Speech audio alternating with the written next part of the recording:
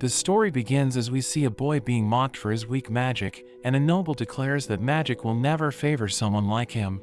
The noble decides to show him a real spell, burning him alive, but he admires the beauty of the noble's magic, and he wishes he could have another chance to learn it. He suddenly wakes up in a room full of maids, but he thinks they're giants, so he tries to defend himself, shooting a fireball that blows a hole through the roof.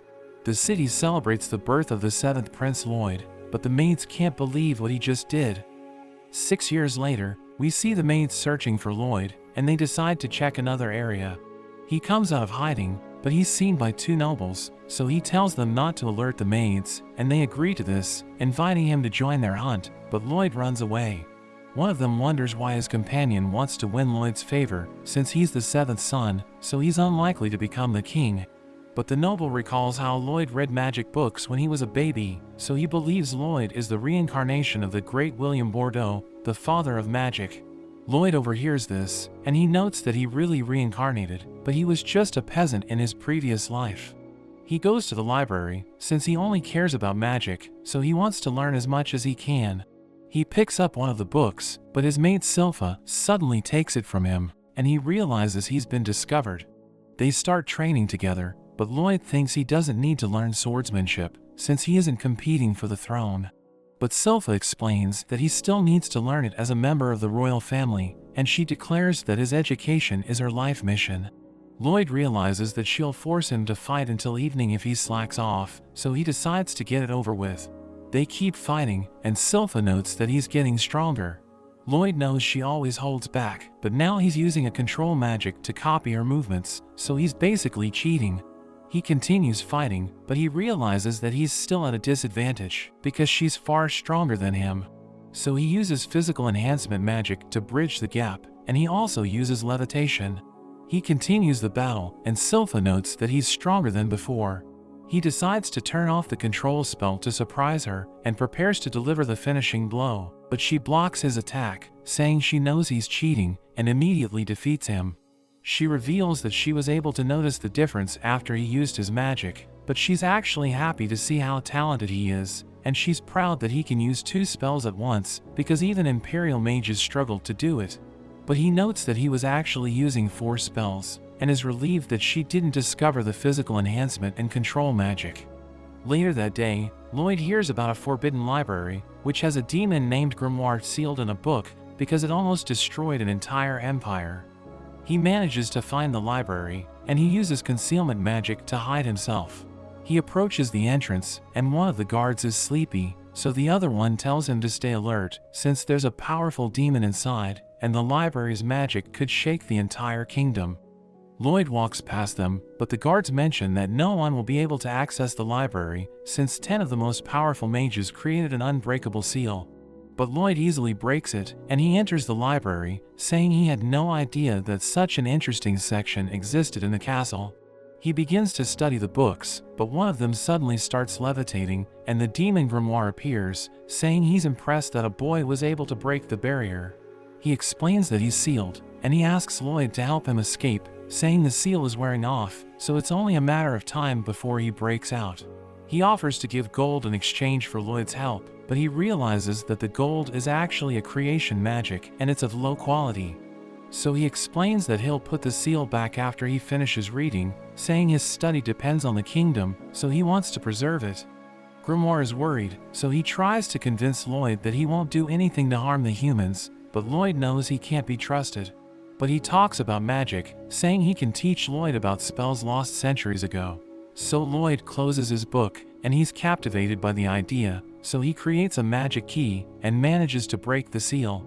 Grimoire is freed, and Lloyd asks him to use an ancient spell, so he tries to kill Lloyd with a spell called Arctis Obscura, and the room is destroyed by its power. He wonders what he's going to do now that he's free, but we see that Lloyd survived, because he was protected by a barrier. He's impressed by the ancient magic, realizing that it's nothing like the other spells he encountered. He asks for more, and Grimoire keeps using his spell, thinking Lloyd is underestimating him, but it doesn't penetrate the barrier, as Lloyd analyzes the spell. He wonders what it's like to be hit by that kind of magic, so he touches it with his finger, realizing it's painful, but also beautiful, and he wonders what else Grimoire has to show him. He becomes furious, so he grows another head, and recites 2 spells at the same time, combining them to launch a powerful attack. But Lloyd continues analyzing, and he notes that casting 2 spells at the same time is usually impossible. But demons can grow another mouth, so they're capable of using more advanced magic. Grimoire can't believe his strongest spell didn't work, and Lloyd is excited, thinking learning it must be fun. Grimoire tries to escape, but he realizes that he's trapped inside, so he wonders how many barriers Lloyd can make. Lloyd explains that they're under the castle, and he decided to take precautions so his magic doesn't get out of control like before, and we see that the entire library is protected. He mentions that he wants to see Grimoire's defense magic, and he launches a fireball at Grimoire, burning him to a crisp, but Lloyd wonders why he didn't defend himself. Lloyd uses his magic to fix the library, and Grimoire is impressed with his magic, recognizing him as his master. But Lloyd thinks Grimoire is amazing, since demons can't die from magic. He wonders how much pain a demon can endure, and this terrifies Grimoire, so he swears his loyalty to Lloyd as his familiar. He agrees to this, but thinks Grimoire needs to change his appearance, so he transforms into a cuter version of himself, planning to attack Lloyd when he lets his guard down. He asks Grimoire to hide in his clothes, and Grimoire thinks he's a fool because he can control Lloyd's mind if he gets too close. But as he touches Lloyd, he realizes that Lloyd's mana is too dense, so he can't do anything against him. Grimoire thinks it's better to be obedient for now, so he tells Lloyd to call him Grim, and he ends up becoming Lloyd's familiar. We see the second Prince Albert getting ready, and he goes to visit Lloyd, so Grim hides from him. They head to the training field, where Albert uses his magic to hit targets, and Lloyd tells Grim that Albert is strong and smart, so the nobles think he's going to be the next king. He also has permission to go to all areas of the castle, and he invited Lloyd to join him, so this is one of the rare chances where he can use magic in front of others. Albert tells him it's his turn, but he thinks he shouldn't draw too much attention, because he doesn't want to be dragged into the succession dispute. So he decides to just graze the targets, and the nobles aren't impressed, thinking he's nothing special. But Grim thinks they're fools, since they didn't notice that the targets were hit in the same way, which is much harder than just hitting. Lloyd is thinking about how rotation makes the trajectory more stable, so Grim thinks he's a magic maniac. Albert seems to notice something, so he decides to take a break and leaves Lloyd alone, but he can't believe how lucky he is, because now he has an empty shooting gallery to train in. He mentions that he wants to test new tricks, like the dual enchantment that Grim showed him. But Grim thinks this is impossible, since it's exclusive to demons, but Lloyd doesn't see the problem, and he absorbs Grim, who starts screaming, asking him who would assimilate a demon into their body, but Lloyd is just happy that it worked. The two start reciting together, but Grim gets overwhelmed and freaks out, wondering what Lloyd was doing. So he explains that it was a spell stack, saying he was shortening enchantments by mixing the chance of multiple spells, which allows him to reduce the enchantment time. He reveals he was trying to stack 100 enchantments, but Grim can't believe this, since a spell stack should only have 2 or 3 spells at a time.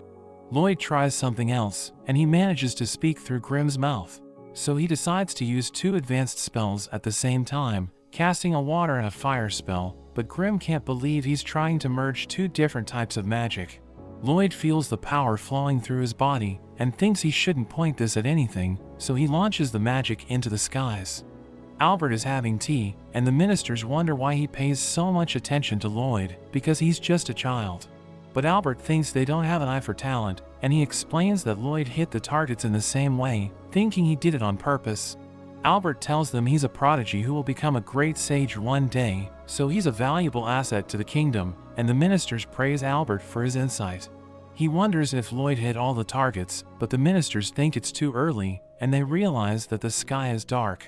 We see the field destroyed, and Grim is terrified because Lloyd opened a hole in the sky. He's enchanted by the magic, but he panics as he sees the hole, wondering how he's supposed to get rid of it, but it disappears after a while. The next day, Grim sees the hole in the newspaper, but Lloyd is more interested in a party of adventurers who cleared a rank A dungeon. He thinks this is a chance to bring back magical items, so he decides to go to a dungeon, but Grim mentions that he can't, reminding him that everyone will notice if he leaves. But he thinks he can handle it, and uses a pellet to create a clone of himself.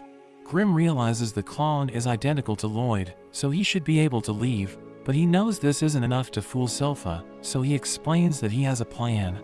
We see Lloyd leading the castle, and he talks to Grimm from a distance, wondering how he is, so Grimm reveals that he's trying to imitate Lloyd.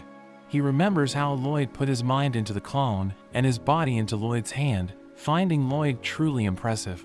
He asks Grimm to deceive Silpha while he goes to the dungeon, but Grimm realizes he can do whatever he wants with Lloyd away. But Lloyd mentions that he's glad to have Grimm as his familiar, and this seems to touch Grimm, so he tells Lloyd to return soon. He wonders how to find a dungeon, and he sees a girl running from a group of orcs, but she suddenly attacks them, taking them down. Lloyd realizes she did this thanks to her breathing, and he read that in foreign countries, the fighters use breathing to channel an energy called ki, which allows them to use incredible techniques. The girl notices Lloyd spying on her, so he decides to introduce himself, but Grimm reminds him that he can't be discovered as the seventh prince. Lloyd realizes he's right, but the girl is already running towards him, and she prepares to fight him, but we see that he changed his appearance, introducing himself as Robert. We learn that he used an illusion spell, but it can only transform him into people he has already met, so he used the double incantation to merge his appearance with Albert's. She introduces herself as Tao, a Class B adventurer, and she can't believe how handsome he is. She thinks that after 18 years of training, she has finally met someone she wants to be with, so she decides to make him her boyfriend. Lloyd explains that he was just looking for a dungeon, so she immediately offers to help him. They reach a dungeon, and Tao defeats all the monsters for him, wondering if he's impressed by her strength, but he's more interested in the shiny stones at the dungeon. They decide to take a break to eat, and Lloyd asks her about ki, so she's surprised that he knows about it, because it isn't well known on this continent. She explains that ki circulates through breathing, which allows its user to gain supernatural powers. She mentions that it requires a lot of practice, and she suddenly notices that he's practicing, but he feels pain in his lungs. She asks him what he's doing, so he explains that he just tried to copy what she did. She's worried, since it seems like his lungs are on fire, but he ignores her and tries again, since he felt an energy different from mana.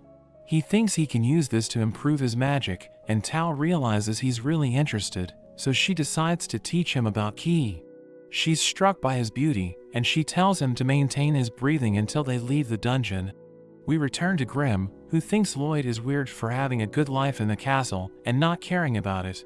But Silpha suddenly appears behind him, so he becomes worried. Tao keeps defeating the monsters, and she explains that she killed the dungeon boss using a ki burst. They're about to collect the reward, but she thinks they won't find good treasure inside the chest, because the dungeon is too easy. Lloyd is fascinated by the treasure chest, and Tao notes that he's already used to the breathing, thinking he's so good that even her grandfather would approve of him as her fiancé. They decide to open the chest, but something suddenly attacks them, so Lloyd saves her, as a lich appears. Lloyd wonders what a lich is, but she assures him that he doesn't need to worry, so he should just leave the dungeon while she deals with it. He explains that he wants to see the battle, but she suddenly attacks him, sending him flying, because she wants to save his life. The lich attacks her, but she dodges, wondering what a lich is doing in a low-level dungeon, because even elite adventurers struggle to defeat it. She hopes to buy enough time for Lloyd to escape, while he continues flying, thinking there's still much he needs to learn. He uses his barrier to help him recover, wondering if she'll be okay, and he asks what Grimm thinks, but he's acting strange, begging him to return to the castle. Meanwhile, Tao is holding off the lich, but thinks she's going to die. The lich notices she's using ki, and mentions that he defeated someone who used this technique before, but thinks it's nothing more than a cheap form of magic. He reveals that he eats the souls of adventurers who challenge the dungeon, and this allows him to steal their abilities, but he thinks she isn't worth devouring. He wonders if Lloyd is more capable than her, since he managed to dodge the surprise attack. Tao realizes that both Lloyd and the lich are after knowledge, but they're the complete opposite of each other, because Lloyd finds even the smallest things interesting. She's happy that Lloyd finds ki impressive, and he's different from other people in this country, who treat ki as a cheap technique. The lich thinks she's talking nonsense, but Tao suddenly attacks him, so he protects himself with a barrier.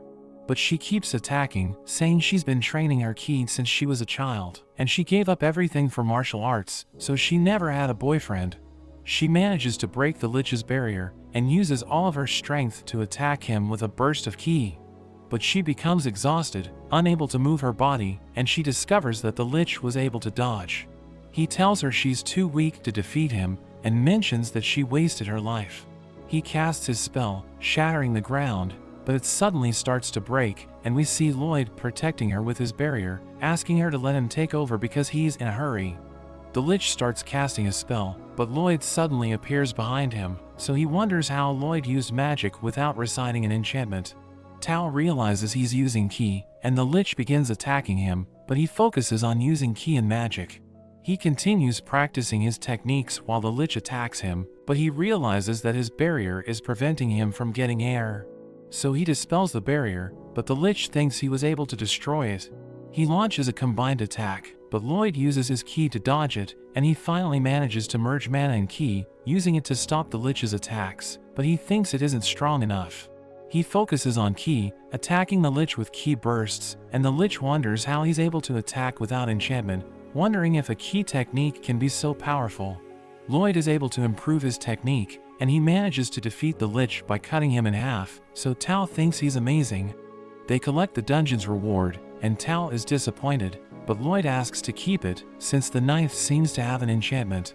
The dungeon suddenly begins to collapse, as Tao explains that this happens after the treasure is taken. Lloyd thinks the chest is actually the core of the dungeon, and explains that it stays underground until someone drops a magic item. So it absorbs the object, and creates a dungeon around it to gather more magical items from adventurers. He thinks this is a great opportunity, but Tao thinks they should leave quickly, and he finally manages to pull out the chest, but they almost get crushed to death. Tao is impressed with him, but asks him why he didn't use magic, and she thinks he was protecting her honor.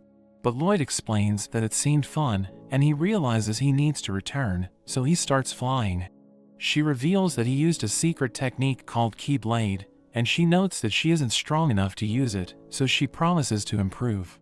He starts flying away, and she wants to be good enough for him, but she realizes that she may never see him again. Lloyd returns to the castle, and he finds Grim beaten on the floor. He's traumatized by Silpha, and we learn that she gave him a beating during their sparring match, thinking Lloyd is getting weaker. So he cries, asking Lloyd why he didn't return earlier, and Grim is annoyed that he's suffered for Lloyd to get a worthless knife, but Lloyd assures him it's a real treasure. He places it in hot water and scrapes its surface, explaining that it was treated with mana essence, which is a catalyst for enchantments, and he realizes that it was enchanted with boost power. Grim wonders if he'll be able to create enchantments, but he explains that this is a difficult technique to learn, and the essence is lost along with the weapon if he fails. So he decides to analyze the essence to create one of his own, and he uses purification magic, and they discover the recipe for the mana essence. Lloyd realizes it's made of oil, silver, and hematite, but Grim thinks this is difficult to obtain since it's made with monster core. But Lloyd mentions that they already have the dungeon's core, so they just need silver and oil, and several weapons they can test enchantments on. Lloyd goes to the king to ask for silver coins, and his father gives him a bag full of them, so he leaves happily, but the king thinks his son is modest for only asking for silver coins. Lloyd and Grim melt the coins, and we see Lloyd fighting against Silpha. He's giving it his all, using the sprint spell to close the distance and transforming the ground to make her lose her balance. He prepares to hit her, but she disappears and ends up defeating him. She gives him the oil as part of their deal, but Lloyd reminds her that the deal was to get the oil only if he hit her. But she explains that she's happy now, because she was worried after his terrible performance yesterday, thinking he was just having a bad day. Lloyd runs off, and he starts mixing the ingredients for the enchantment. He asks Albert for weapons to test enchantments, since he's surrounded by guards, and he wonders if anyone would like to give a weapon to his little brother. But the guards don't want to give the weapons they bought to a child, since enchantment magic rarely works, but they have no choice, so they give up their weapons. Lloyd begins enchanting their weapons, and Grim is surprised that he's writing multiple layers of spells. But this causes the steel to break, because it can't handle the enchantments. Lloyd starts over, but the weapons keep breaking, and he spends all night doing this. He goes to Albert to show him the swords, but confesses that he only managed to enchant 50 out of 120 swords. Lloyd remembers that he was able to enchant more, but tried to put even more spells on them, so they ended up breaking. But Albert is impressed, since the best enchanters only have a 10% success rate, so he realizes that Lloyd is extremely talented. But one of the guards thinks he's lying, and he probably handed over the swords without any enchantment, but the guard's sword cuts through the sheath. Albert is impressed with one of the weapons, and Lloyd wants to see the swords in action. So Albert explains that the king ordered them to hunt a monster, saying he can join them. We see Silpha driving a carriage, and the princes are incited to hunt the monster. Lloyd is excited, since he doesn't leave the palace often, and he wants to see his swords in action. Silpha thanks Albert for letting her accompany them, and he explains that he doesn't want her to be worried about Lloyd. She thinks it's natural because she's Lloyd's teacher and guard, but Albert wonders if she has other feelings for him. So she draws her sword, and Albert fears for his safety, but she senses enemies nearby, and they're attacked by a group of kobolds, as the soldiers swear to defend Albert. Lloyd seems afraid, but Grimm knows that he was the first to notice them, and we learn that Tao taught him a key technique that allows him to sense everything around him. It's a basic key technique, but is extremely effective, and Grimm thinks he's getting scarier each day. He watches the fight, and the guards can't believe how sharp their weapons have become, because it's cutting through the kobolds like paper, so he realizes that the enchantment worked. Albert tells everyone that this is the power of his little brother, and Silpha also thinks he's incredible, as she stands atop a pile of kobolds, but he notes that he never enchanted her weapon. One of the kobolds tries to attack Lloyd, but Tao saves him, having run over as soon as she sensed a presence, and Lloyd is shocked to see her. She notices that he's using key breathing, so she thinks it must be Lloyd, realizing that he looks like Robert, so she becomes suspicious, but Silpha tells her to back off. The two start facing off, so Albert tries to prevent the fight and invites Tao to camp with them. They camp near a lake, as Albert introduces himself as the second prince of Salem, and Tao can't believe he's a prince. She thinks that he and Robert also look alike, but feels that Lloyd has a presence more similar to Robert's. So she starts looking for him, and Lloyd curses himself for using key, because he didn't think she would appear. Grimm thinks he can't stop, or it would look suspicious, so he decides to hide in the tent, but he finds Silpha changing clothes. He wonders why she's in his tent, and she tells him they'll sleep together, since she's the only one who can protect him. Lloyd doesn't think it's necessary, and tries to leave, but she stops him, because she doesn't want him to meet Tao. But she suddenly appears looking for Robert, so Silpha throws a knife at her. They go outside, while Silpha apologizes to Tao, explaining she sensed an idiot, so they start to argue, and Lloyd sneaks out. He finds Albert, who tells him he's breaking their hearts, and asks him to be careful, since women can be scary. Silpha and Tao realize the soldiers are watching them, so they beat them up. Tao explains that she was hired to restore an ancient temple, and Lloyd notices it's on top of the hill, but Silpha just tells her to leave. Albert stops her, saying it's dangerous to go alone, and he thinks her detection ability is useful, so he asks her to join them until dawn, but a wolf suddenly appears. They realize it's the monster they're looking for, a bearwolf, and the soldiers prepare to fight it, as Silpha protects Lloyd. He's excited to see the bearwolf, but notices that Grimm is looking at the temple, and it seems familiar to him.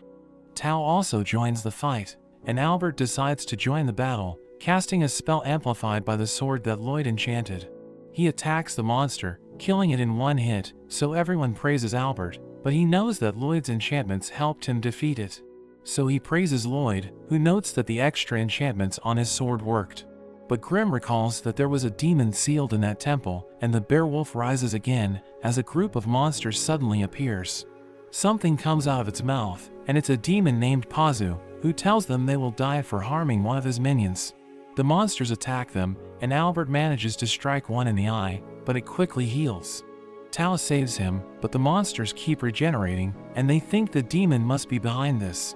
Grimm explains that Pazu is transmuting his mana to control the monsters, and he's injecting his mana into them, allowing them to regenerate, so the fight won't end unless they defeat him.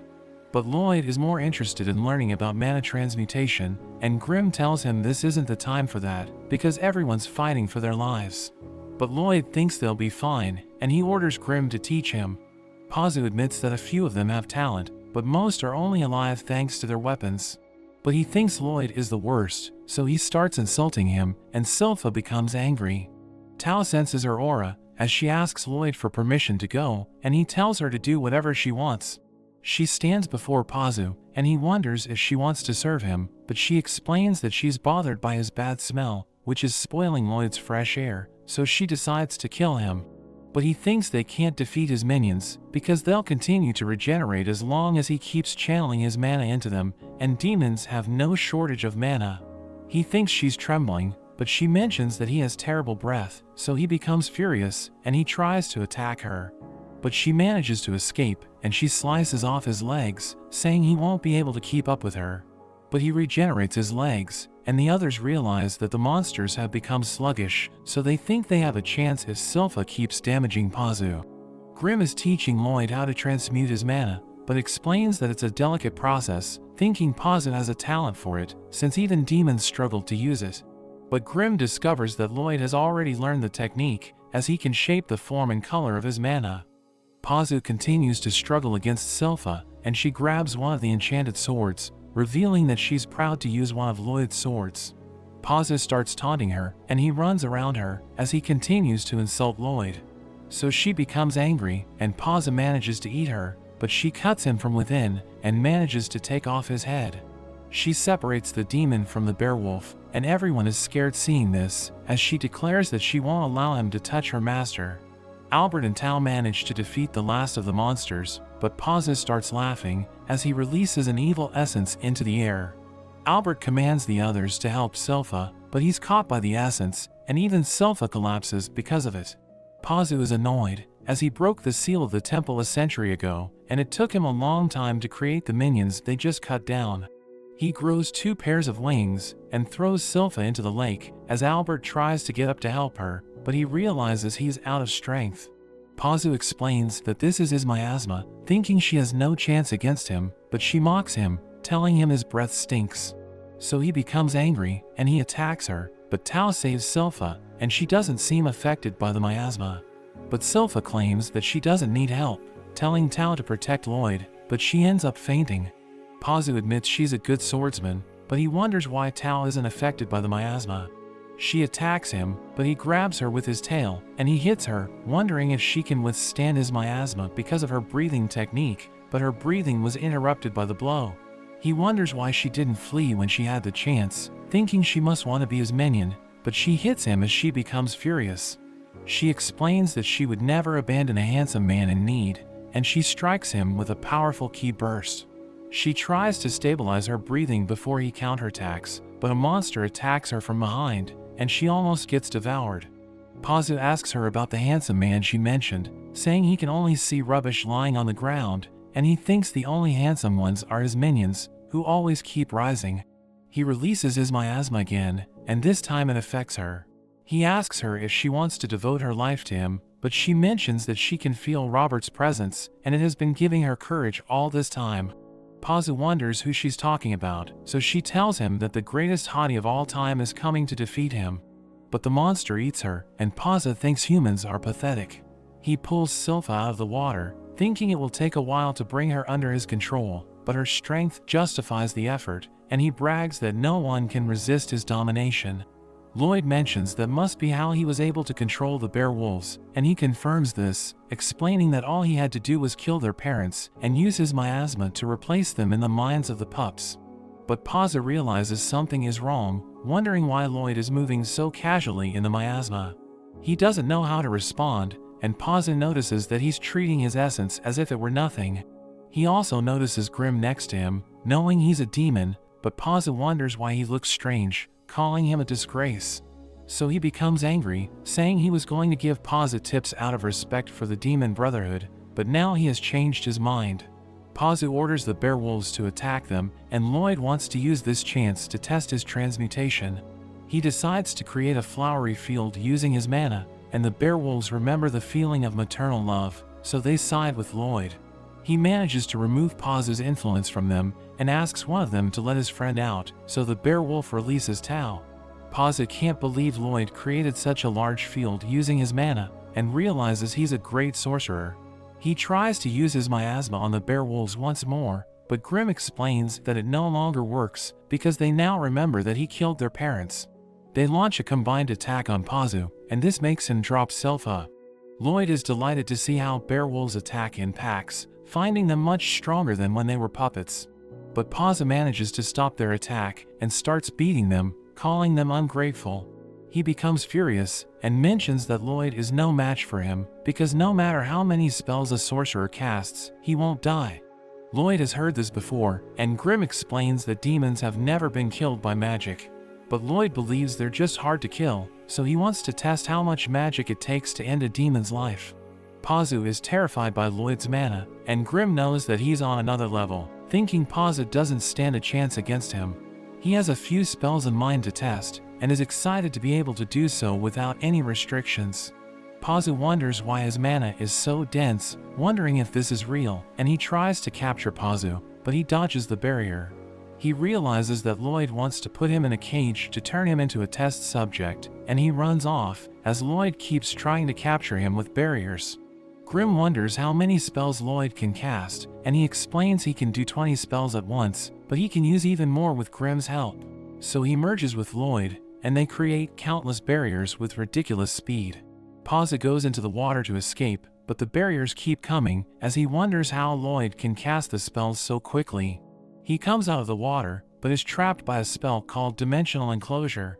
He realizes that he can't escape, and Lloyd wonders why he's worried, because magic shouldn't work against him.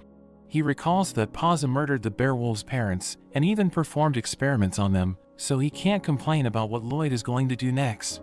He uses his high-speed casting, so Paza becomes desperate and starts begging for his life. But Lloyd prepares to attack him with the 4 elements, and Paza freaks out, because he was never hit by this kind of magic before, so there's a chance he might die. Lloyd begins casting 240 spells per minute, and he decides to do this for 30 minutes, but he realizes that Paza stopped responding after 5 minutes. Grimm thinks it was due to the stress the multiple spells caused him, and Paza wonders how he failed so easily after a century of preparation. Albert and the others regain consciousness, so Lloyd tries to think of an excuse. He goes up to Albert, and Grimm tells Paza that humans don't want to follow leaders, saying they prefer to spend time with people who are just enjoying themselves, and thinks this is the reason why people keep flocking to Lloyd. Paza wonders if he lost because he wasn't having fun, and decides to entrust his ambition to Grimm, who eats his remains, increasing his mana. He watches Lloyd as he explains that Robert defeated the demon, and Grimm thinks that it will take more to beat him. They return to the city, and the king congratulates Albert for his success, asking him about the adventurers who helped him. So he explains that Robert left before they woke up, and Tao went after him, so the king becomes interested in his strength. But Albert mentions that Lloyd contributed the most to the hunt, as they only survived thanks to his weapons, so he asks the king to consider him as a successor. The king wonders why Albert wants another competitor, so he explains that he only wants what's best for the empire. The king accepts, and he asks Lloyd if he wants to be considered as a successor, but he humbly declines. Lloyd goes outside, and a werewolf wants to play with him. We learn that it followed him on the way back, and he notices how cute it is, but Grimm becomes jealous, so he changes his appearance, and Lloyd seems to like it. But Silpha arrives, so he hides Grimm and the werewolf. He tells Silpha that its name is Shiro, and he wants to teach him new tricks, but isn't sure how to do it. Silpha explains that monster tamers use their mana to teach amazing tricks, but Grimm thinks about how Lloyd gave up the throne, and considers him a real magic maniac. Albert and the king watch him, and the king thinks he's modest, but Albert isn't sure if that's the case, and maybe the title of king is too small for him, so the king decides to keep an eye on him. Lloyd issues simple commands, and Shiro obeys him, but he reveals that Shiro is struggling to follow complex instructions, as he uses a command spell. But Shiro becomes confused, because he doesn't understand Lloyd's instructions. Lloyd realizes he needs to learn from a monster expert, and he thinks about his sister named Elise, who has tamed multiple monsters. So Lloyd decides to visit her, realizing that her tower is surrounded by friendly monsters, but she suddenly clings to him, saying she's glad to see him, and she even kisses him. Her maid Eris arrives, asking her why she kissed him, so she explains that she finds him cute, and she starts playing with Shiro, recognizing him as a werewolf. She mentions that she can connect with monsters through her instincts, but Silpha suggests leaving, thinking Elise can't teach Lloyd anything, because she doesn't seem to understand the concept of mana. But he asks her to show him one of her monsters, and a wolf suddenly appears behind him as she reveals that its name is Liru. Lloyd recognizes it as a high-class beowulf, and he can't believe it was able to approach him undetected, realizing that Elise was able to issue orders while she was talking to him. He thinks her orders must have been complex, because it approached him when he had his back turned, so he realizes that he can learn from her. He asks her to teach him how to talk to monsters, so she advises him to do it with love, saying it's the key to understanding monsters.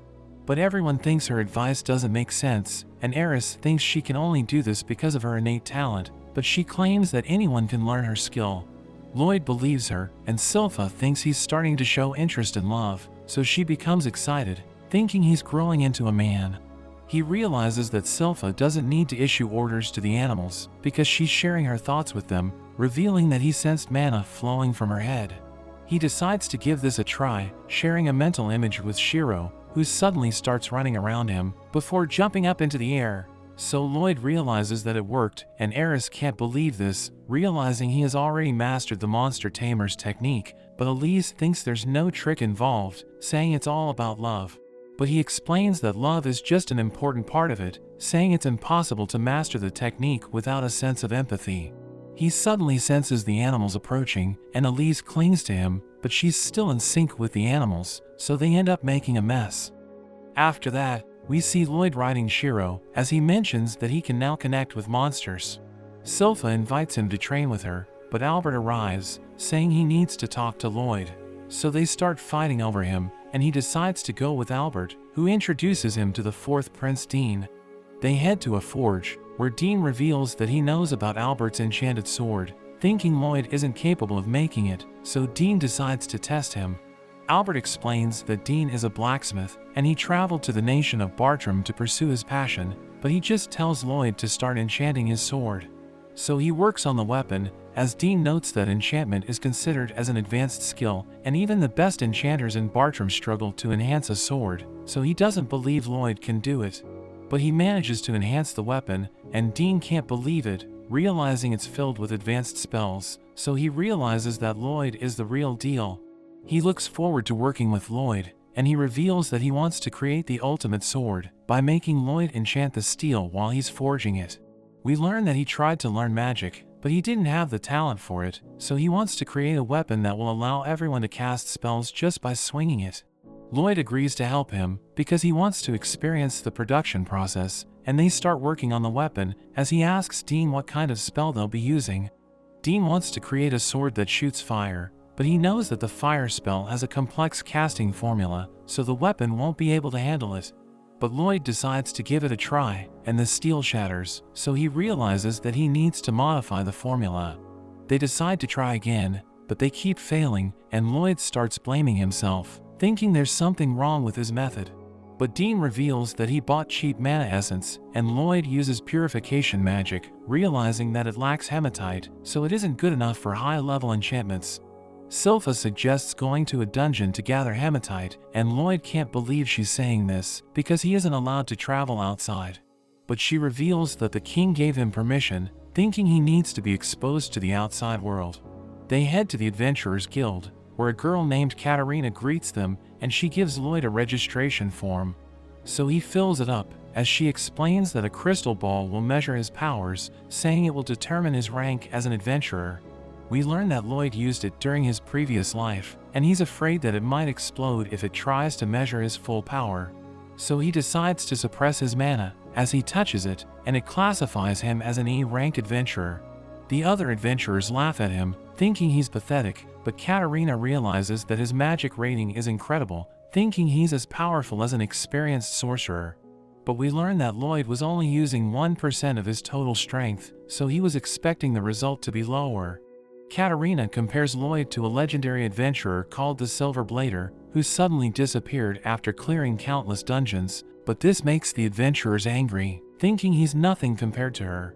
Silpha wants to accept a dungeon quest, but Katarina explains that they need at least one B-rank adventurer in the party, and one of the adventurers asks Silpha to go out with him. But she threatens him, and Katarina reveals that she's the Silver Blader, so the men are surprised, realizing they messed with the wrong person. But Katarina explains that Silpha has been demoted to the C rank, because she's been away for a long time. Tao suddenly arrives, saying she's willing to help them, and she reveals that she's now a rank A adventurer because she's been clearing dungeons as she searched for Robert. She asks Lloyd to introduce her to Albert in exchange for her help, and Katerina gives them a quest, as Lloyd realizes that Silpha was an amazing adventurer. But she reveals that she struggled against a certain group, which is known as the Assassin's Guild. They enter a dungeon, and they take the chest away so that Lloyd can use it to create the ultimate weapon.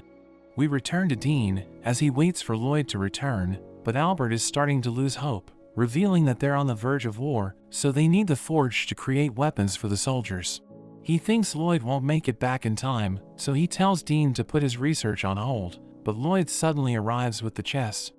They're able to create the ultimate weapon, and Dean decides to try it, so he takes a swing, and it causes a massive explosion. But Lloyd realizes he overdid it, so he thinks about toning things down a bit.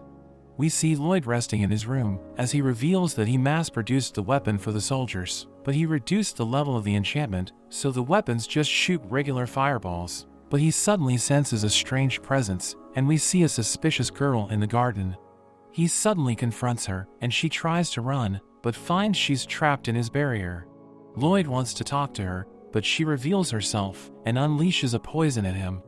Lloyd immediately purifies himself, but the girl tells him it's no use, because there's nothing that can purify her poison. Lloyd realizes it's because she's transmuting the nature of her poison with mana, and we learn that there are rare individuals who are born with a special type of mana called the Blighted. The girl introduces herself as Ren, the Poison Blighted, mentioning she has been spreading poison since her birth. She manages to break his barrier, but notes he will survive since he only took a light amount of her poison. She disappears, and Lloyd is impressed by her. Grim appears, wondering if he's okay, but thanks to his healing breath, he's able to recover faster than the poison's damage. Grim wonders why he didn't go after the girl since he's fine, but he reveals he wants her to lead him back to her hideout, mentioning the Assassin's Guild that Silpha told him about. We learn that there are 6 of them, and they each have special abilities, so Lloyd is excited to meet them. He manages to track Ren, so he heads off after her. We see Ren meeting up with the other members of her guild, and one of them is disappointed she got caught. She tells them about the mass production of swords, thinking it's a sign of war and a chance for them, but the man tells her to stop acting like Jade, saying that their leader is gone. Ren insists Jade will come back, but the woman mentions they are being watched, so Lloyd reveals himself. Ren is surprised since he should be poisoned, and the man recognizes him as the 7th prince. The group prepares to take him out since he knows too much, but Lloyd deactivates his barrier, causing Grim to freak out. He notes that since they are all unique, he wants to get a sample, as he uses his trace skill to copy Tao's technique. One of them suddenly attacks him, but he manages to defend himself thanks to using Tao's moves. The man introduces himself as Babylon, and he has a super flexible body. Lloyd is impressed he can use magic to increase his flexibility, but another man appears behind him, telling him to sink, as his body suddenly gets heavy. He's introduced as Crow, and he has the power of cursed speech. The third man prepares to attack, but Lloyd uses his strength enhancement to overcome the curse and dodge the attack. Lloyd lands on the man, but he reveals himself as Galileo the Spider. Lloyd seems to be stuck, but he gets free by getting out of his clothes. He admires all of their powers, but the woman suddenly attacks him, thinking he's strange for smiling in his situation. She suddenly stabs herself, and Lloyd takes damage as she introduces herself as Talia, the 100 Pains, who can share her damage with anyone that she can see. Talia thinks he must be afraid, but he's just excited to experience new types of magic. He instantly heals his leg, and it also heals Talia, so he starts to wonder if his attacks on her will be reflected back to him. He's excited to test it out, and he uses his trace to copy Silpha's movements. Galilea is reminded of the Silver Blader, and they all freak out as Lloyd charges at them. He easily takes out Babylon, and Crow tries to blow him away, but it hits Galilea instead, and he crashes into Talia. Crow tries to command him to stop, but Lloyd is faster, and he takes him out. We see Galilea is stuck to Talia, and when he tries to attack, he tears her clothes. Lloyd takes this chance to attack her, but she tells him it's pointless, since the damage will just be reflected, but Lloyd still wants to try, so she thinks he's crazy. He blows her away, and he takes the same damage, but he's just happy to experience it. Galilea grabs onto his weapons to stop him, but he just lets go, and uses Tao's technique to blow him away. Rin is terrified seeing this, and Lloyd tells her to use her poison again, but Galilea mentions she can't control her poison mana, so everyone will be caught in it if she spreads her poison. Lloyd thinks about how they all seem to lack control of their powers, and Galilea notes that they wouldn't have had to turn to a life of crime if they could control it properly. He charges at Lloyd, but he disappears and attacks him from behind. Rin rushes to help him, but Lloyd puts his barrier back up, and Galilea tells her to stop, because he's okay, and his mana is actually under control, as Lloyd reveals he engraved a spell onto his body to help him control his power. Galilea cries, realizing his curse is finally over, and Lloyd helps the others as well. Crow is finally able to speak normally, and he's overwhelmed with emotion. The others are also happy, and Lloyd is welcomed into their group, as Galilea washes his clothes. Lloyd wants to see their powers again, but Galilea decides to tell him their backstory instead. Lloyd says he isn't interested in that, but Galilea continues to tell him anyway. However, when he mentions their leader Jade, who has the power of teleportation, Lloyd becomes interested. We learn his curse would cause him to teleport randomly, but he manages to get back to the group. He shows them a coin, declaring it as their emblem, and decides to form the Assassin's Guild. He notes that they will take the shady jobs that the Adventurers Guild can't handle, and they will leave a coin behind so people will know about them, hoping that people will know they are doing good, so that one day they can live in the light. Galilea notes that they heard the Lord of Lourdes was preparing for war, but that's when Jade disappeared. Lloyd wishes he could hear more about the ability instead of the backstory, but there's suddenly a teleportation circle, and a letter suddenly appears. We see Silpha breaking into the hideout, but it seems they are already gone. Shiro points to a note, and it seems they have gone to visit the Lord of Lourdes. Albert freaks out reading this, thinking their relationship with Lourdes isn't good, and he wonders why Lloyd is with the Assassin's Guild. He wonders if Lloyd was kidnapped, thinking they may need to go to war, but Dean tells him to calm down, thinking no one would be able to kidnap Lloyd. Albert thinks he needs to find a peaceful solution, but Silpha reveals Lloyd's clothes from the hideout, so they think he was stripped, wondering about the sticky white substance, so Albert declares for war. We return to the moment before they left the hideout, as Galilea reveals that the letter is from Jade, and he reads it to everyone, revealing that Jade is now the ruler of Lourdes. He invites them to his manor, and they're overjoyed to hear this, because they're looking forward to seeing him again. They decide to meet him, and Ren invites Lloyd to join them. But he explains that the letter is suspicious, because it was teleported to their hideout, reminding them that Jade can't control his powers. So they think it's a trap, thinking Jade must be lying to them, but Ren believes in him, saying he must have mastered his powers. Lloyd decides to join them, because he wants to see teleportation magic, but Ren is worried that he might get into trouble. So he assures her that everything is going to be okay, saying they'll be safe as long as they follow him. They fly to the manor, but they land in the middle of the forest, because Lloyd realizes that the group is struggling to keep up with him. So they decide to take a break, and Ren decides to hunt food for everyone. Babylon reveals that she grew up in the woods, and her poison ended up killing her parents when she was young, so she learned how to survive in the forest. Talia adds that Jade was the one who found her, and in a flashback, we see Jade welcoming Ren to the Assassin's Guild. He tells everyone about her power, so they think she's dangerous, but he assures them that everything's going to be fine. He cuddles her, saying she smells sweet, but he suddenly collapses, as Galilea mentions that it's difficult to keep her poison contained. But Jade still wants to be with her, saying he needs everyone's help to raise her, and they agree to this, saying they will do their part. They find a way to control her poison, and after some time, they create a magical robe, which keeps her poison contained. They welcome her into the group, and Jade gives her a hairpin, but she suddenly starts crying, realizing she has found a place to belong. Back in the present, Talia explains that Jade is like a brother to Ren, and Lloyd looks forward to meeting him. Ren prepares food for everyone, but they think it looks disgusting, so Babylon tells Crow to use his cursed speech to make it taste better, but she hits him, and he ends up collapsing. Talia reminds her that Lloyd is a prince, so she thinks he won't like the food, but she sees him enjoying it, and we learn that he was broke in his past life, so he's used to eating anything to survive. Everyone tries the food, realizing it tastes delicious, and they enjoy the meal together. In another flashback, we see Jade telling everyone that the Adventurers Guild is reconsidering the bounties on their heads, so they celebrate, thinking they'll be able to live normal lives. He admits that he isn't really homeless, and he's actually the third son of the Lord of Lordis, who is addicted to war. He reveals that he needed allies to put an end to the war, and he admits that he manipulated everyone, but they don't care, telling him that he gave them hope. They think he wants them to assassinate his siblings, but he explains that he wants to settle things on his own, because he wants them to live normal lives, seeing them as his family. He isn't sure if he's going to make it back, so he tells them not to give up on their dreams while he's gone, saying he wants all of them to enjoy their lives in Lourdes.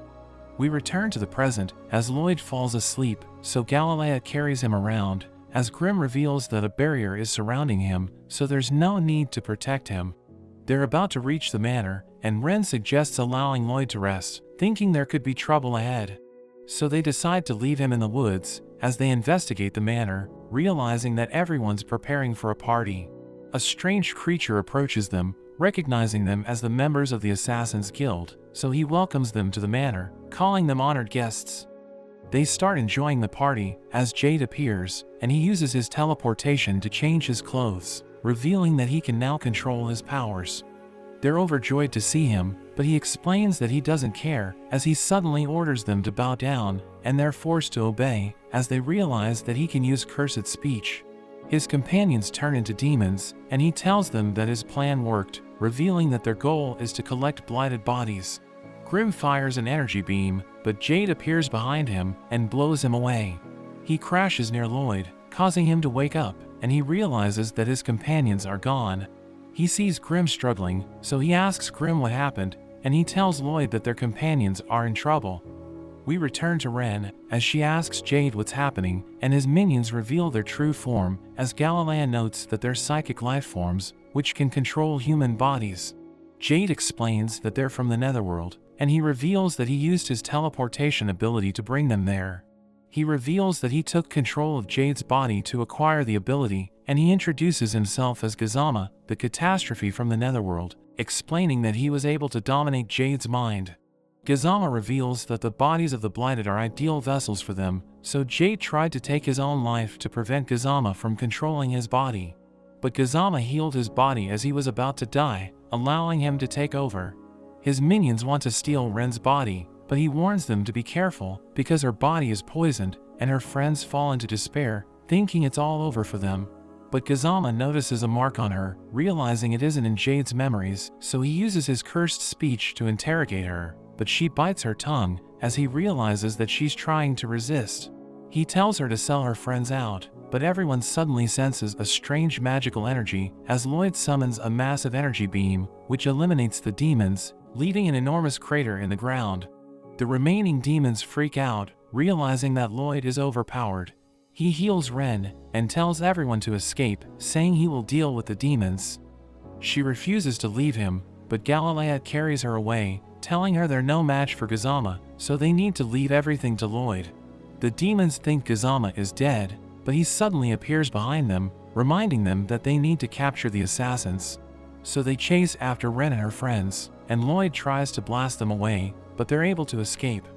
Gazama's minions charge in, as he summons a dragon, which slips past Lloyd's barrier, so he becomes curious, thinking about letting it hit him, but he doesn't know if he'll be able to survive.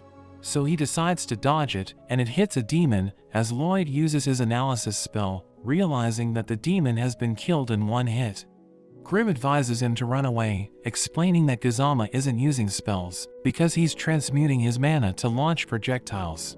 We learn that barriers are made of mana, and it protects its user from spells, but mana can pass through it, so it won't protect him from Gazama's attacks. He realizes that Gazama is a worthy opponent, but he looks down on his minions, thinking they're useless. Grimm reveals that demons are broken down by classes, and Gazama's minions are at the 10th rank, so they can easily be defeated by humans. Pazu is 2 ranks above them, and Grimm is considered as a 3rd-class demon, but Gazama is far above them, and he's considered as a demon lord, which is beyond the level of a 1st-class demon. Grim thinks Lloyd is no match for him, but Lloyd confronts him anyway, and Kazama asks him who he is. So he explains that he's the 7th prince, and Kazama reveals that he was in Jade's memories, thinking Jade wanted to see him. He wants to get rid of Kazama because he's after the Assassin's Guild, and Lloyd believes in their potential, so he wants to protect them. But Kazama only sees them as perfect vessels for his kind, so they prepare to fight each other. Grim advises Lloyd to run away, but he refuses, and Grim thinks he's being stubborn, thinking he doesn't stand a chance, because Kazama has extreme magic resistance, so Lloyd won't be able to harm him. He fires a projectile, which pierces through Lloyd's barrier, so Grim freaks out, because even his strongest spells can't damage it. Kazama summons countless weapons, and he launches all of them, destroying everything around him, as Lloyd tries to evade, knowing his barrier won't hold. But Kazama suddenly appears above him, kicking him away, as he combines the power of his weapons, creating a powerful drill, which threatens to kill Lloyd. So he summons a stone golem, which protects him from damage, as the assassins watch the fight, realizing that it's on another level. Kazama's minions see them, so they charge in, as Babylon tries to open the gate, wanting to help his friends escape. Kazama notes that he was only able to pressure Lloyd with his teleportation ability, and Lloyd reminds him that it belongs to Jade. But he explains that he was able to master it, saying humans aren't strong enough to control their powers. So he believes that the Blighted are meant to be possessed by demons, because they're the only ones who can unleash the Blighted's full potential. He claims that he has become the perfect being by possessing Jade, telling Lloyd that he won't be able to defend against his next attack, as he teleports the weapons, stabbing Lloyd repeatedly. We cut to Kazama's minions, as they continue to charge in, but Galilea stops all of them, saying his webbing will harden after a few seconds. Crow orders them to fall, as Galilea notes that they're now able to control their powers thanks to Lloyd. Babylon opens the gate, but the demons are able to break free, as Galilea realizes that his webbing isn't strong enough. Talia stares at all of them, and she cuts her leg, causing them all to lose their footing. Crow asks her what she's doing, but she tells her friends to escape, because she hasn't fully mastered her ability yet, so she might end up harming them. But Ren refuses to leave her behind, as the demons regenerate, so she cripples them once again, and she tells her friends that she won't allow the demons to steal her body. Ren begs her to join them, but Galilea pushes her away, and closes the gate, as Talia wonders why he didn't escape with the others. So he explains that he will help her stop the demons, knowing they can destroy the gate to pursue the others. He's ready to sacrifice his life to save them, telling Talia to strike the finishing blow as he holds the demons in place. So she prepares to cut her neck, as the demons charge in, knowing she's about to kill all of them, but Galilea stops them, as Ren starts crying, thinking her friends are about to die. We return to Kazama, who reveals that he's disappointed, because Lloyd wasn't able to keep up with him. He prepares to kill the assassins, but Lloyd's body suddenly crumbles, and he launches a surprise attack, but Kazama teleports away. He realizes that Lloyd used a decoy, and he's now using his weapon, so Kazama thinks the fight is about to get interesting. But Lloyd notes that things aren't looking good, and Kazama thinks he's freaking out, but he tells Kazama that they need to fight somewhere else, so he becomes confused. Countless fireballs suddenly rain from the sky, setting the demons on fire, as everyone wonders what's happening. The gate is suddenly cut to pieces, and we see Albert with the royal army, realizing that things have taken an unexpected turn. Ren is happy to see him, and he leads his men against the demons, determined to rescue his brother. We see Sylpha training, as she cuts a magically reinforced post with a single hit, but her sword can't keep up with her strength, so she knows she needs to hold back. But she worries about facing another demon like Pazu.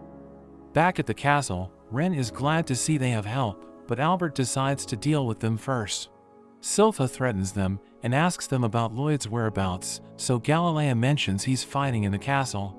Ren reveals he's fighting the demon boss, but Babylon stops her, reminding her that Lloyd told them to keep his strength a secret. Galilea wonders why he hides his power, so Lloyd mentions he just wants to focus on studying magic, and doesn't want any attention. So Ren wonders what they should say, and Sylpha tells them their time is running out. She decides to start with Ren, but Albert stops her, and the group thinks he's a more reasonable person, but he just tells Sylpha to start with one of the adults instead. They swear they're friends with Lloyd, but Albert takes out Lloyd's underwear, and he doesn't believe them. Galilea says it's just a misunderstanding, because Lloyd's clothes were left to dry after being covered with his fluid, but this just makes things worse. Rin tries to convince them, saying Lloyd is fighting to save their precious family member, and a demon suddenly attacks, but it gets eaten by Liro as Elise arrives.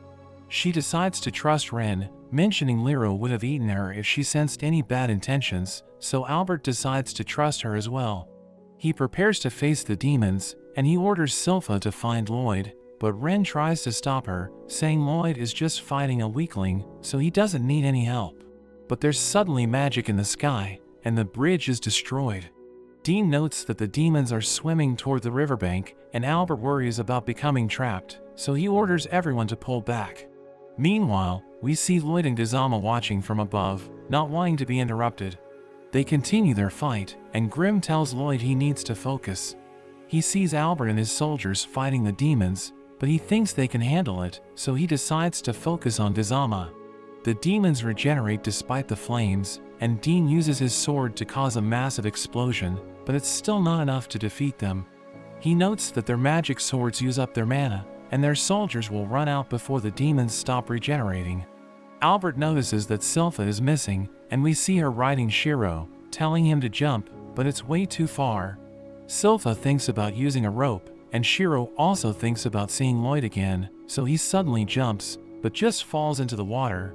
A demon suddenly attacks, but Silpha defends herself, and the demon compliments her, but reveals that while the other demons are at the 10th rank, he's higher level than them at the 8th, so he tells her she stands no chance.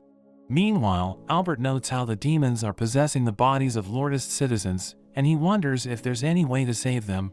A demon suddenly attacks from behind, but Babylon saves him just in time.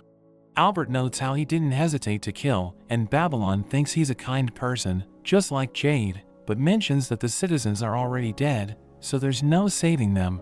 Hearing this, Albert activates his sword, and decides to stop holding back, activating a spell that rains fire from the sky. The demons burn, and Albert orders his men to fight with everything they have. Meanwhile, Silpha fights with the sword demon, and they seem to be evenly matched. They both charge at each other with their sword skills, causing a shockwave, but it ends up in a draw, with both of them taking a hit, but the demon just regenerates. He declares he wants to take her body, wanting to also use her sword skills, as he suddenly uses a Lordist technique, delivering an incredible slash. Galilea wonders how he knows such a technique, so the demon reveals it belonged to the owner of the body, showing his calloused hands and mentioning that the man must have trained incredibly hard. But all his memories and experience now belong to him. He can't wait to take Silpha's body, but she suddenly attacks him with his demon sword technique. He wonders how she can use it, so she mentions she just learned it by watching him, calling him weak for needing to steal a body to learn the man's technique. She decides to get serious, calling for Shiro, but the demon doesn't think he will help her win. But she searches through his fur and pulls out a sword.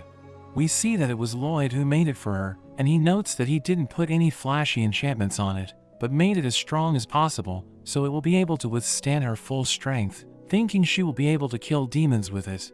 He notes how demons are psychic entities, and they're harmless until they create or possess a body, but if the body is killed, then the demon inside will also die. However, the bodies gain incredible regeneration, and Dean wonders how they can be killed, so Lloyd mentions you would need an attack that's strong enough to kill them in one hit. Dean wonders what to name the sword, suggesting they can combine Lloyd and Silpha's names, but Silpha reveals it as the Demon Bane, to make up for her past failure. The demon thinks it's a ridiculous name, revealing that the destruction of the country was a plan to lure out Jade. They stole bodies from the people of Lordist and stirred up a war, causing Jade to return. Rin gets angry hearing this, and she charges at him, but Silpha stops her from getting in the way. The demon prepares to use his ultimate skill, but Silpha takes him out in a single hit. We see Jade in his final moments, as he tells Kazama he won't win. Kazama wonders what he's talking about, but Jade dies and Kazama takes control of his body. He wonders what Jade was doing before he died, looking through his memories, but the memories of his friends stop him from seeing anything, but he doesn't care, since he can now use Jade's power. The sword demon wonders what they should do next, and Kazama thinks about how Jade hated war, so he decides to start one. Back on the bridge, Silpha pays her respects to the man she cut down, thinking he must have been a great swordsman during his life. But there's suddenly an explosion of steam as the river evaporates. We see that it was Lloyd, but we go back to when he was being chased by Kazama. He wonders how to deal with the attacks, noting how the mana spears can break through single barriers, but it's fine as long as he keeps up a reinforced barrier. However, there's also Jade's teleportation ability, so he needs to be constantly moving.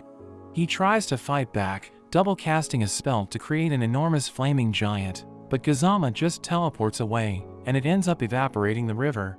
Grim warns him to keep moving, but he notices that Kazama didn't attack with his teleportation, so he realizes it requires line of sight. He decides this is his chance to use his sword, and he suddenly attacks Kazama with countless clones. They all stab him, but he notices the one with the real sword and takes him out. He tells him it's useless since he can regenerate from any attack, but he starts to wonder why the clones aren't disappearing, and he notices the one he killed was just a fake. He wonders where the real body could be, thinking the best place would be to watch from above, but Lloyd suddenly attacks him with fire. The clones quickly shuffle, and Kazama wonders how to deal with them. He decides to attack them all at once, and he starts firing mana spears in all directions. He hits one with a barrier, but it turns out to also be a clone. He realizes Lloyd must have put barriers on a number of the fakes, and thinks Lloyd must be among them, but we see that he actually has no barrier, using a concealment spell to hide himself, while Grim wonders what he's trying to do. We learn that his sword is the spell taker, and it has the ability to absorb spells, which he can then use to increase his mana or analyze the spell. He manages to cut the teleportation, and he's transported to another space where he looks for Jade. He comes across Jade's will, and he finally understands. All the clones crumble, and Lloyd reveals himself. Kazama thinks he's giving up, telling him to join him, but Lloyd calls him boring. He notes how even though humans are weak, they struggle and are able to create incredible things. He mentions how every magic formula comes from their dreams, so it has no limits. Kazama doesn't care, and prepares to finish him off, but Lloyd hits him where he appears. He wonders how he was hit, and Lloyd tells him to bring it on. He tells him not to get cocky, but Lloyd reminds him of what Jade told him in his final moments. Kazama becomes enraged, but Lloyd continues to beat him. He tries to teleport away, but Lloyd is able to follow him, and continues to attack him. Lloyd blasts him with his magic, and he ends up falling towards magma, so he teleports away, but Lloyd still hits him. Lloyd wonders if he's done, so Kazama decides to show him what a demon lord can do, creating an enormous orb of condensed mana. He tells Lloyd it's impossible to stop, preparing to end the fight, but it suddenly vanishes, and Kazama wonders what happened, so Lloyd explains he cancelled it out with an orb of his own. He reveals he already knows the spell, and wondered what would happen if two instances collided, so he tested it out, and they cancelled each other out. Kazama thinks it's not possible, because a single orb requires an insane amount of mana, so he thinks Lloyd is lying. He prepares to steal Lloyd's body, grabbing him from above, but he's instantly overwhelmed by Lloyd's mana. Lloyd creates countless orbs, wondering if Kazama will die if he gets hit, so he tries to run, but still gets hit. Meanwhile, Albert and Dean struggle to see through the steam, but Silpha and Elise take advantage of it. Albert wonders why the sun isn't coming up, as he checks the time, and realizes it should be out, while the others sense something going on above them. We see Kazama being sucked in by an orb, and it's too much damage for him to regenerate, so he tries to abandon his body, but he gets stuck and can't escape. He realizes he's about to die, so he pretends to be Jade, saying that he's back, and telling Lloyd to stop his spell. He calls out to Ren and the others for their help, but Lloyd collides two orbs together and finishes him off. The sky returns to normal, and we see Jade's spirit disappear. Ren thinks back to the past, when Jade told them about the rumors on Lloyd. Galilea thinks he isn't special, but Jade mentions the accident on the day he was born, thinking he used magic right after his birth. Galilea thinks it's a ridiculous story, but Jade thinks that if he's a magic prodigy, he might be able to help them one day. Lloyd makes a grave for Jade, and Grim is surprised he landed the orb since it's a slow spell, but Lloyd notes it was thanks to being able to decipher his teleportation. Grimm thinks he's amazing for doing it in the middle of a battle, but Lloyd notes how the formula was laid out for him, so he knows Jade transcribed the spell in his final moments, and it was Jade who won the fight. Rin listens to him, thinking she needs to tell him how grateful she is, but Albert suddenly appears. He asks about the grave, so Lloyd panics, but he seems to know what's going on after talking to Galilea and the others. He's proud of how strong and kind his brother is, but notes how the Assassin Guild effectively kidnapped him and dragged him into a war, so they need to be punished. They offer to make amends by serving Lloyd for the rest of their lives, so Albert asks if he will accept them, warning him that he will be responsible for their mistakes. Lloyd thinks it's reasonable, and he agrees to take full responsibility. Albert tells him not to do everything alone, and reminds him to ask for help if he ever needs it, because he's his precious little brother. Tao suddenly appears, and she wonders if Lloyd is okay, but she realizes that things are already over, so she quickly runs off. But Albert goes after her, wanting to thank her for her previous help. We see the Assassin Guild being released, happy that Lloyd accepted them, so they plan to do their best to serve him.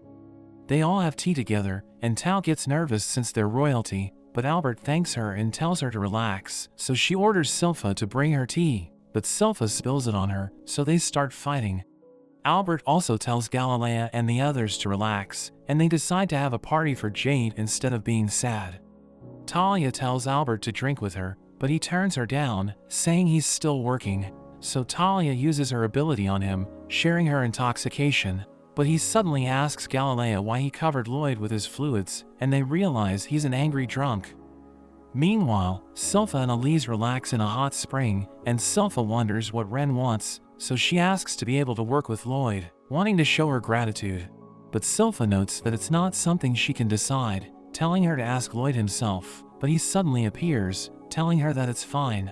But that's where this video ends. Remember to like and subscribe to the channel. Thanks for watching, and I'll see you next time.